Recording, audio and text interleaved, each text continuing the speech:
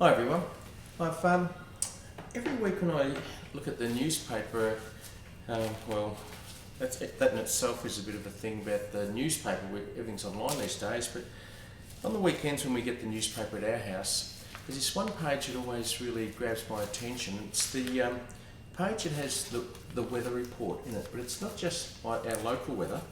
It has worldwide weather, and it just fascinates me the power of the information available here. And there's so much to read, and there's so much mathematical. I'll put it a bit closer there for you to see. So I always keep saying to myself, well, why don't we harness this information and do something about it? So here's some ideas, hopefully.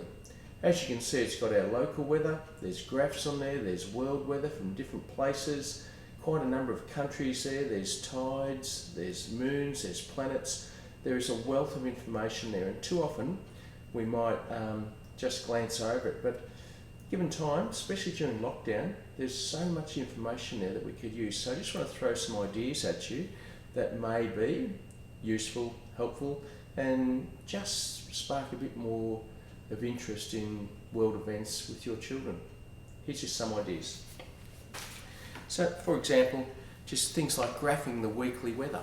I live in Bendigo, so maybe just doing what's the temperature going to be each day. It could be various types of graphs. A bar graph is often the one that comes to mind most readily for children, but over time they might start to do things like a line graph where they can see the ups and downs a bit better and a bit more clearly. And once again, over 1 week, that's one thing, but then let's extend it to 2 weeks, 3 weeks.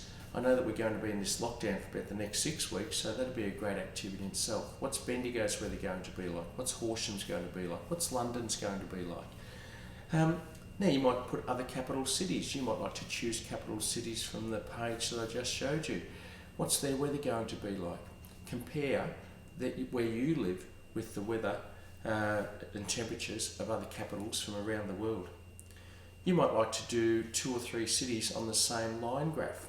I've done this in the past with children at school, and we've kept a graph going for Bendigo for the entire year, and we graphed Get Vancouver. There was a particular child who had an interest in Vancouver, and this was one little hook for him to get to school each day. He would plot Vancouver's weather against Bendigo's. And coming from 2 different climates, it was fascinating to see where the lines sort of aligned with each other, but then they grew apart, and then it became a bit of a challenge to say, oh, it looks like they're going to cross over, and will they cross over? And for those that have been to Canada, you'll know that they get very cold there, so when it started dropping well below 0, that was just fascinating, and we watched it as the whole year went on, and the graph ended up being about 15 or 16 metres long. It was a terrific activity. Looking at the world weather, looking at the various cities that are there, you could grab some of the 10 cities, for example, order them by temperature. Which one's got the highest temperature? Which one's got the lowest temperature? You might like to say, what's the difference between the highest and the lowest?